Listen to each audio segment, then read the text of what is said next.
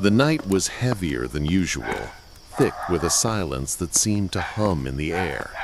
Somewhere in the American South, a lone figure slipped through shadows, unseen, unheard, yet acutely aware of every sound. The distant bark of a dog, the rustle of leaves underfoot, the faint glow of porch lights. He was an FBI agent, but tonight he was something else entirely.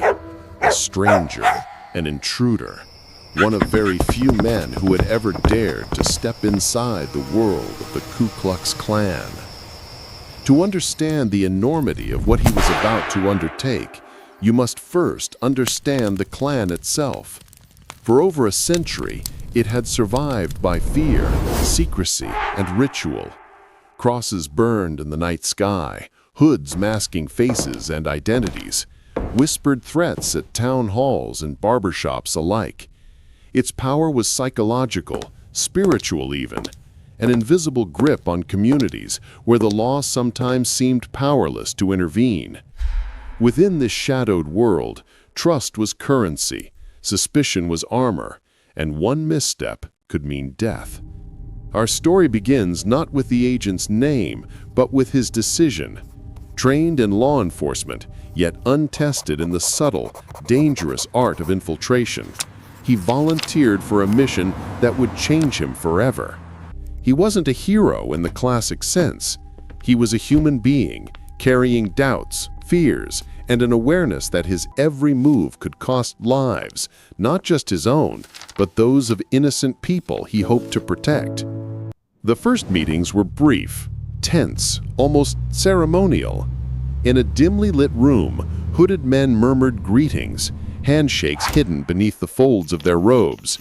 He spoke cautiously, studied their gestures, memorized names, and learned the unspoken rules that governed their world.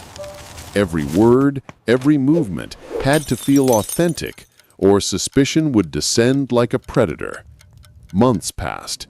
He attended rallies and cross-burnings, recording notes in the quiet sanctuary of his car afterward, the engine humming softly like a heartbeat in the night. He began to see patterns: who spoke the loudest, who feared the quietest, and who, beneath the ritual and fury, carried doubts of their own. He wasn't just gathering intelligence, he was navigating the human psyche, walking the knife's edge between immersion and survival. In the field, danger is not always immediate. Sometimes it lurks quietly, in the form of a glance that lingers too long, a question that feels like a trap. And yet, amid the terror, he discovered an unsettling, almost human truth, that even those steeped in hatred are vulnerable to fear, uncertainty, and doubt. His work required him to exploit those cracks, carefully, ethically, to protect lives beyond the walls of the Klan's meetings.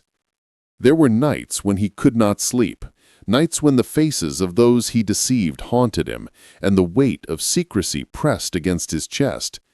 He could tell no one. His family, his friends, even colleagues were kept in the dark. Loneliness became a constant companion, a silent reminder of the cost of justice. But it was also a crucible. Every moment of isolation, every decision under pressure, sharpened his resolve. Then came the breakthroughs. Leaders long thought untouchable revealed their plans: marches, intimidation campaigns, illegal gatherings. Evidence that had eluded investigators for years now lay bare on the agent's notebook, painstakingly documented. Threats of violence were prevented before they could be enacted.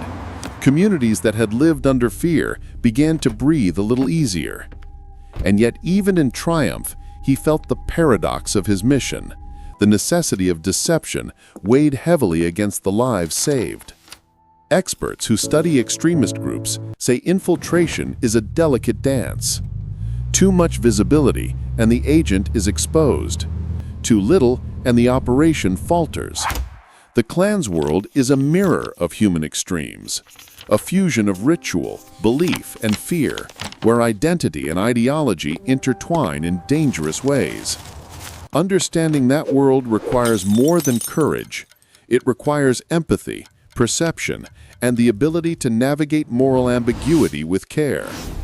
As the investigation drew to a close, arrests were made, networks dismantled, and evidence presented in courts that once seemed powerless. The agent emerged from the shadows, but he was changed. The work had taken a toll, reshaping his understanding of humanity, its capacity for both cruelty and resilience. He had seen hatred up close, yet he had also witnessed courage, integrity, and the quiet heroism of those who act not for recognition, but for the lives of others. Reflecting on his journey, he spoke not of accolades, but of responsibility. Infiltrating the Klan was not an act of bravado. It was a testament to the quiet power of vigilance, to the unseen sacrifices that protect communities from harm. His story reminds us that evil, no matter how entrenched, can be confronted by ordinary people making extraordinary choices, and that courage is not always loud. Sometimes it is measured in silence, in patience, in the willingness to walk through darkness so others may walk in light.